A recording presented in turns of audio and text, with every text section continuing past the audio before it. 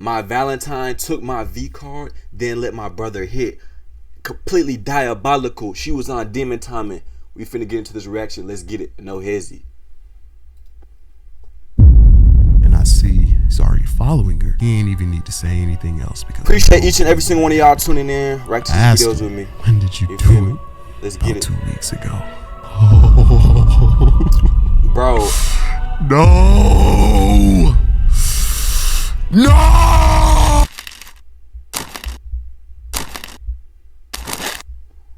I have never been good at walking up to women. Man, bro, completely diabolical, bro. If your girl, yo lady, bro, she take your V card, bro, and then let your brother hit next, bro. She a bot for the block.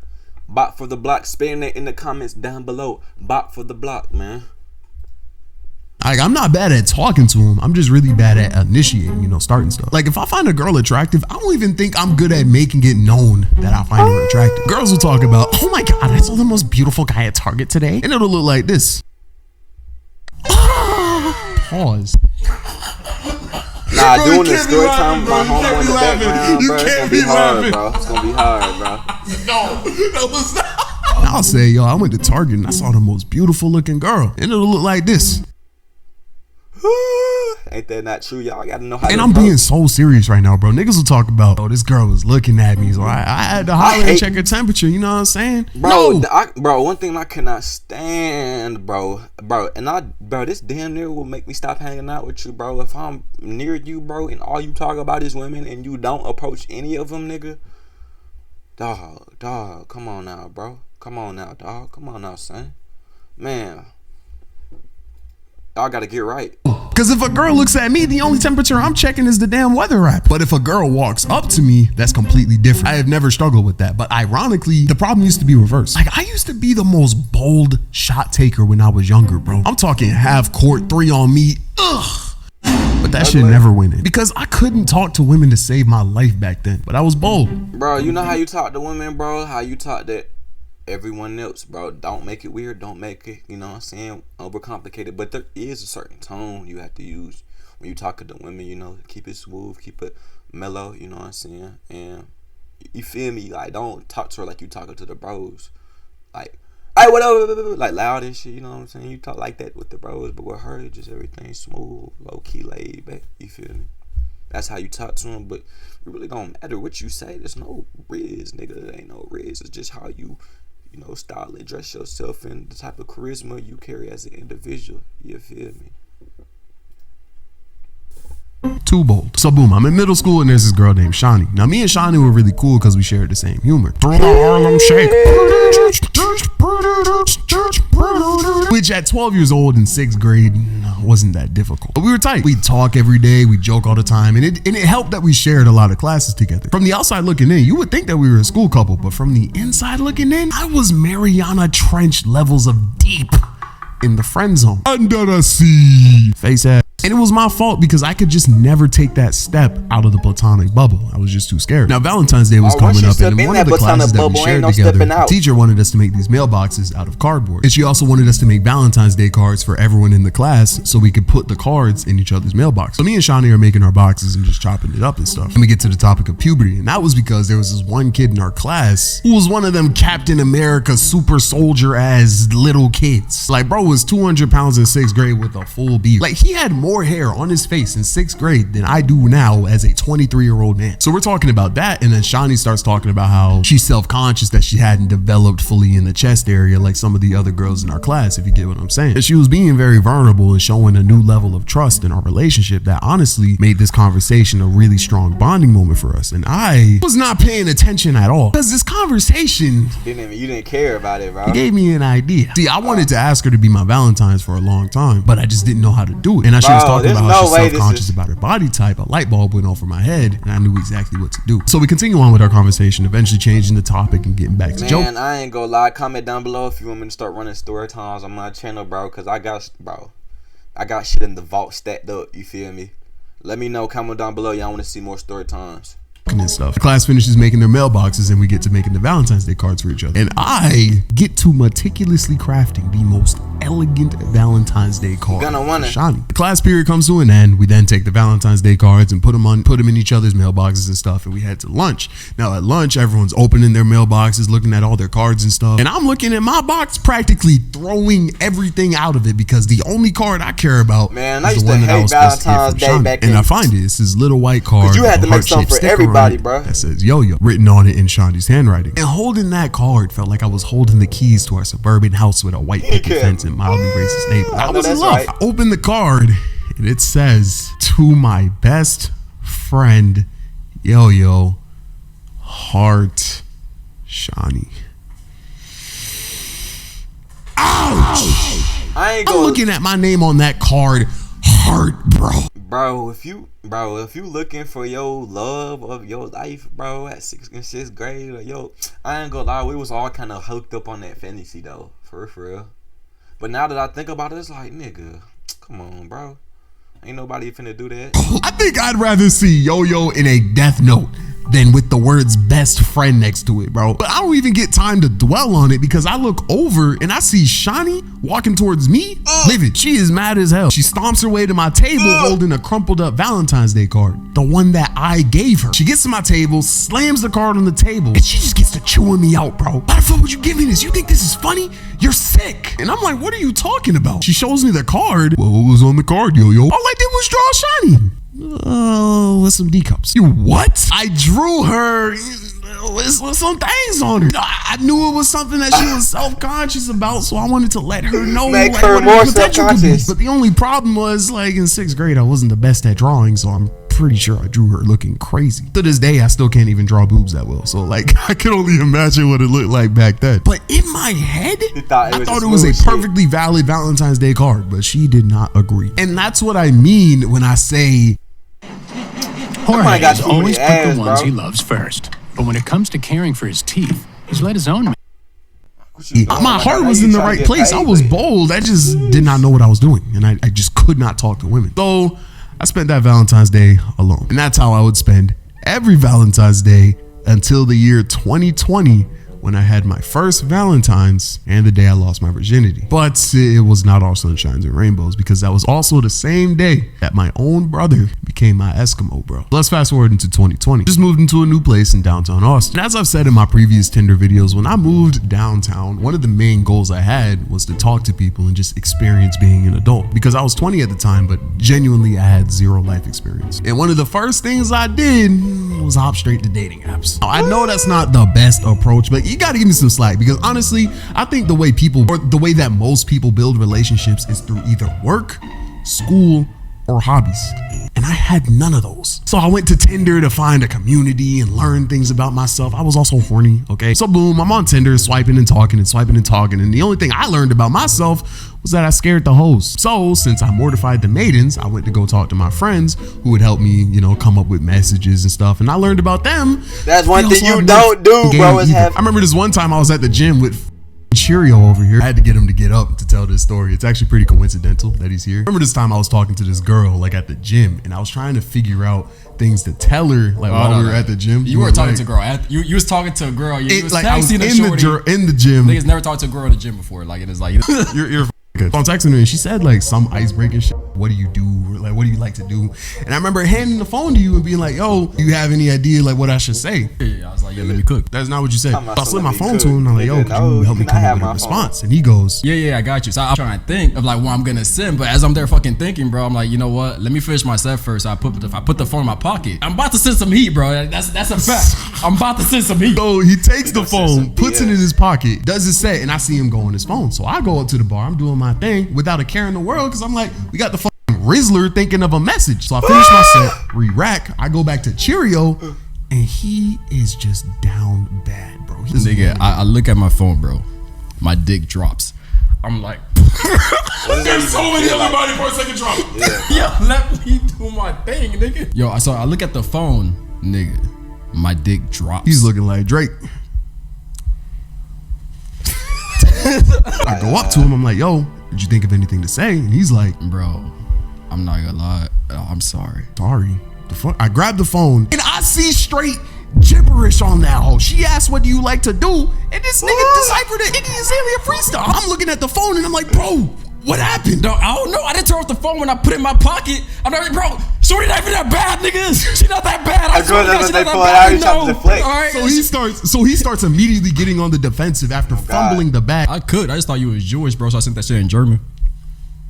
I'm not adding that part to the Jewish. They don't even speak German. I thought you was Jewish, so I sent that shit in German. You're not cooking. Yeah, bro, that shit don't make that joke, bro.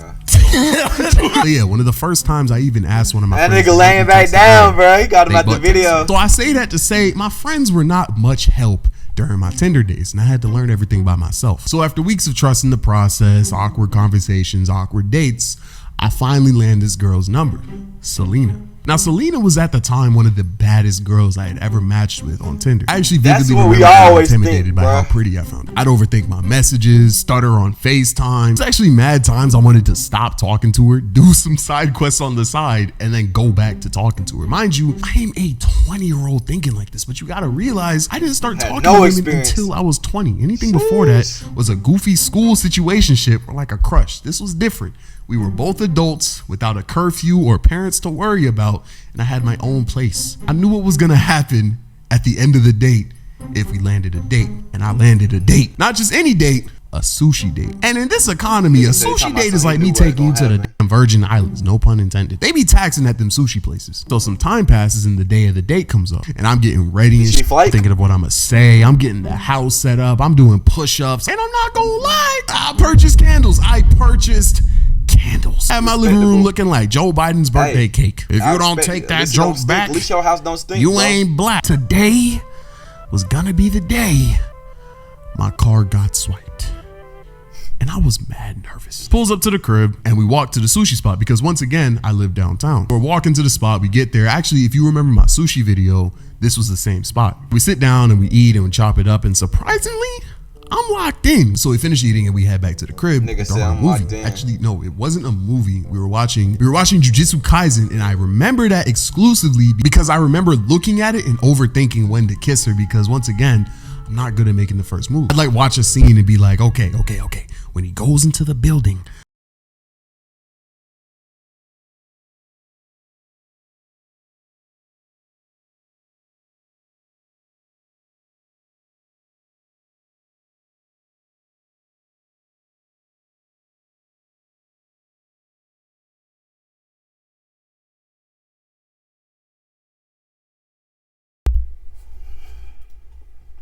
I'm gonna kiss her. What the fuck? He's already in there. Damn. Okay. When he says something, I'm gonna kiss her. Damn, this talkative is okay.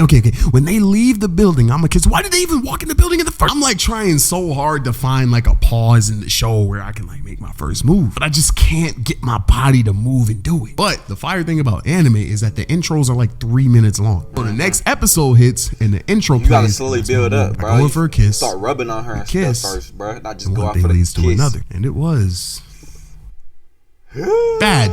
Obviously, as anyone's first time would be. Fun fact, I actually didn't even know what a bean was until like my 4th or 5th time doing it. This should give you a look at what my early sex life was like, but I'm not gonna dwell too much on that because that's kind of great. The cannabis industry is exploding nationwide, and that's why I created the Master Mentors Live educational platform. If her being showing though, graphic. So I finish doing an absolutely terrible job, and she leaves disappointed as hell. I actually don't think she talked to me after this date, but I ain't give a damn, bro. It took me 20 years, but I did it. My car got swiped, so I'm going on my niggas like, bro, I did my thing. I hit it with a Drake and nothing was the same, you dig? I'm telling this story like how 1800 historians tell United States history, bro. So as I'm doing my parade of phone calls, I call my younger brother, not Stanley, my biological younger brother. Stanley's my half brother. The thing about my biological younger brother is that he is the polar opposite of me. He was 2 years younger than me, but he for sure swiped that card mad times. That nigga had an American Express black card, 850 credits. I hit him like, bro, I did it. No way. Swear to God. Oh shit. Okay. Let me see her. I go to her IG to screenshot and show my brother. She deleted her profile, and I see he's already following her. Yo, it's taking you so long, bro. Let me see. I screenshot. He said, I send him the pic. Bro. bro. Bro. Nah. You didn't. I did. He ain't even need to say anything else because we both knew what had happened. I asked him, when did you do it? About 2 weeks ago. No. No. Yeah, it was raps. And the worst part, the worst part. How did he not know that? I know he hit it better, bro. It was my first time. I was sick. Yeah. I don't really have too many W's from Tinder. So you think I know have that more they were W's related, bro? actually meeting women in real life. Why wouldn't you?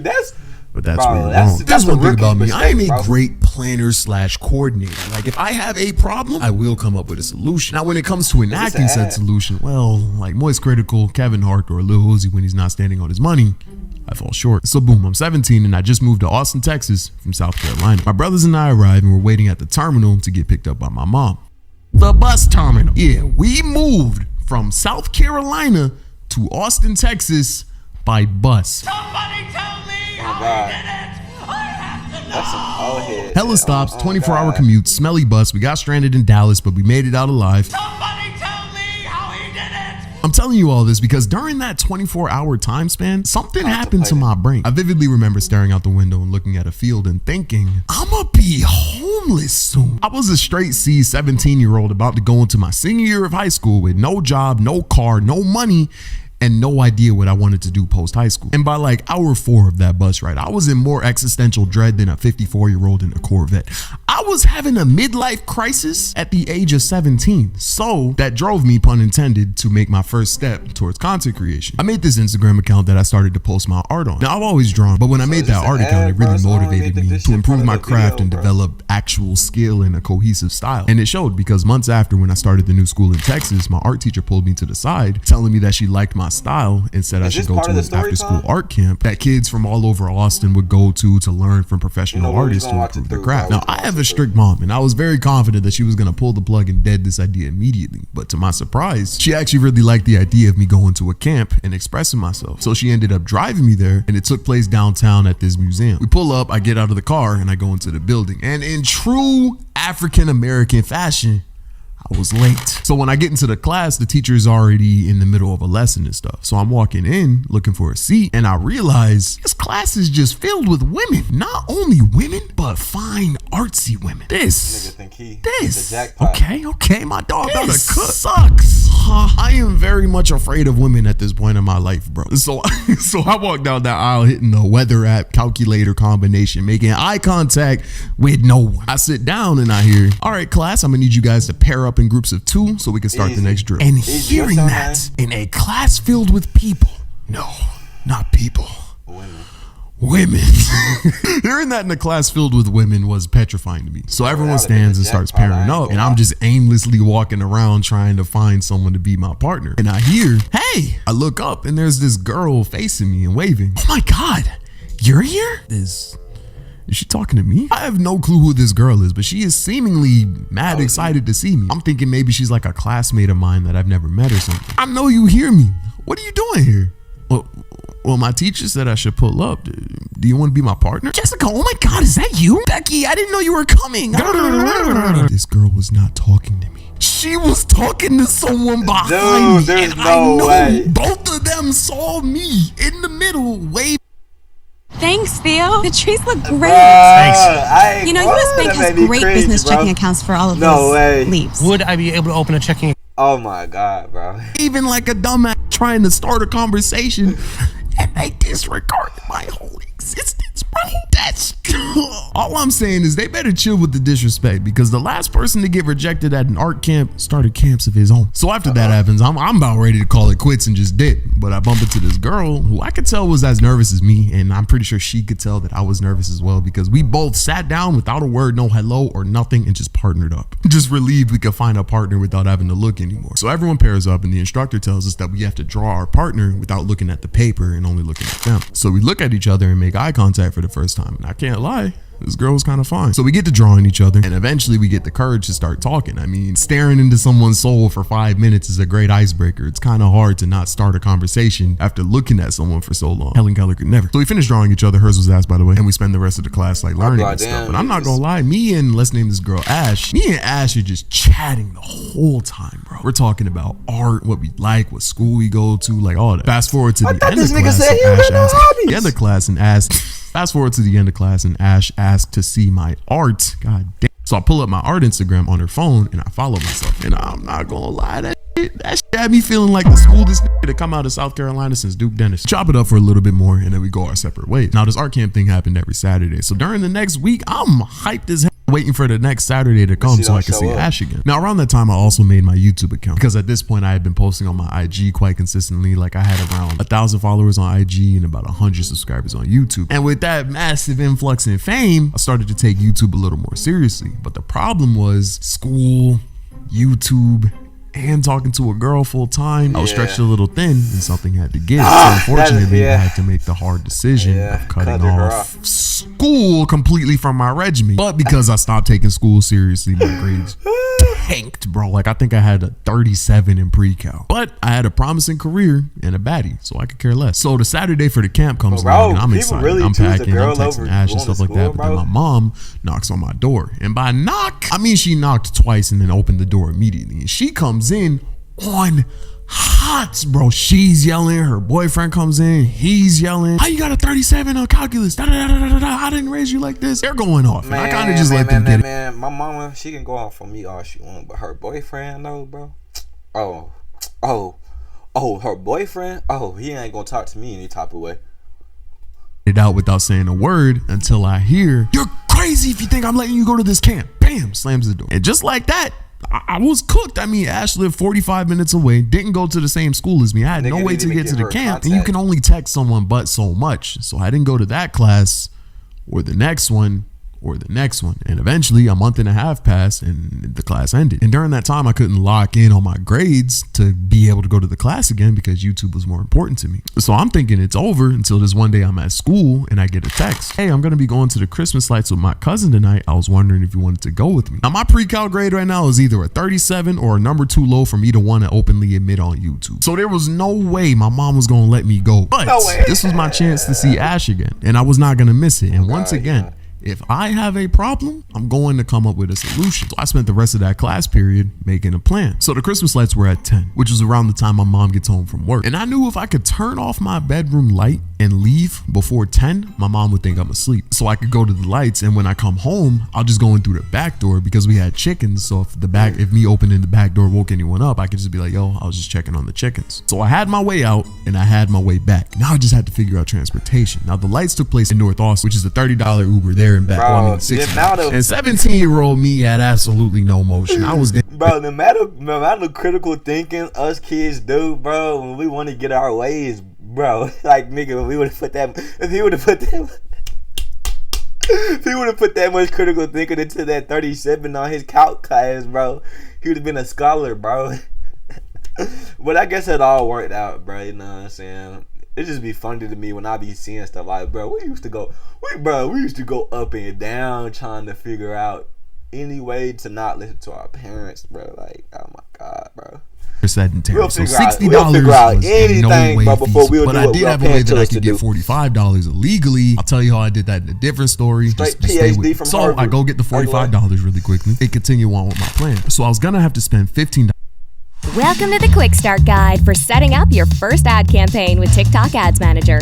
If you haven't $15 on a bus ticket there and then $30 on an Uber back. So I take the money that I got illegally. It was cash. This sounds sus as but I go to a CVS during my lunch break at the school. I sneak out, go to CVS, and I buy one of those prepaid Visa cards so I can pay for the Uber because you can't pay Ubers with cash. School ends, I go home, and the time for me to catch the bus hits. So I turn my bedroom light off, and on some Disney Channel like put covers like under my sheet. There's no way that would have worked, but turn the light off and I start walking a mile to the bus stop. I get on the bus, show the bus driver my ticket, he lets me in. I get on the bus, I put in my headphones, and I'm chilling, I ain't bro. gonna lie, the fact bro. that Once I was you able step to come up outside with the this house, plan, bro, nigga, I'ma just enjoy my night, bro. I'm not gonna be thinking about, like, once I done step on that bus, I'm enjoying my night, bro. And nigga, I'll face the consequences when I get back. in the span of 6 hours. I was proud of myself, bro. I can't lie. I'm like,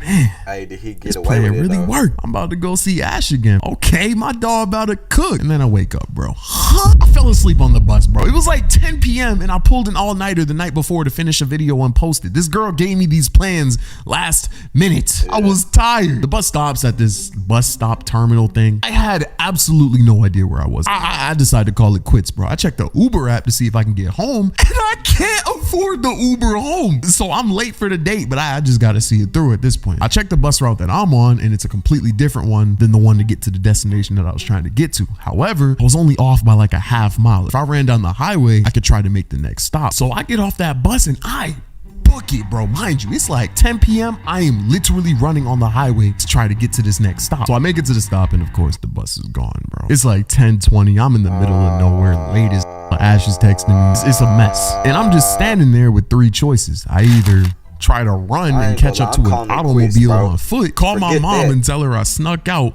and ask her to pick me up and die, or take the L and ask Ash to drive 30 minutes from the lights to me to pick me up and then take me 30 minutes back to the lights. And unfortunately, I go with that choice. So I go into a Chinese restaurant on the side of the road, and I wait for Ash. I'm calling it quits, bro. Certain stuff just pissed me off, bro. No one is feeling me, bro. That car is awkward as fuck, bro. No one is saying anything. So after a long 30-minute drive, we finally make it to the Christmas lights. We get out, and me and Ash are like walking around looking at all the lights and stuff. It's silence. No one is saying anything. She was way too mad, and I was way too embarrassed for the situation to not be awkward. Mind you, I've only met this girl once, and that was like a month and a half ago. I've never met her outside of camp, and her first impression of me was having to drive an hour to pick me up because I was too broke for an Uber and too stupid for a bus. So needless to say, it's really not going well. After about 10 minutes of silence and walking, we end up stopping, and I pull out my sketchbook and show her a drawing that I've been working on. And finally, after getting some common interest, we start chopping it up, and after a little while, I'm finally getting her to like laugh and stuff again. And it's finally going good. We start walking again, we finish touring the lights, and we end up sitting on this tree branch. And it was kind of a vibe. The wind is blowing in her hair, the Christmas lights are shining off of her face, our eyes are locked, almost in the same way they were when we first met. That's what makes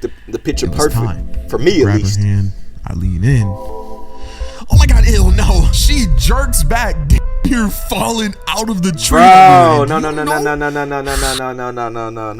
no. Hey, that might, bro. That's the video for today.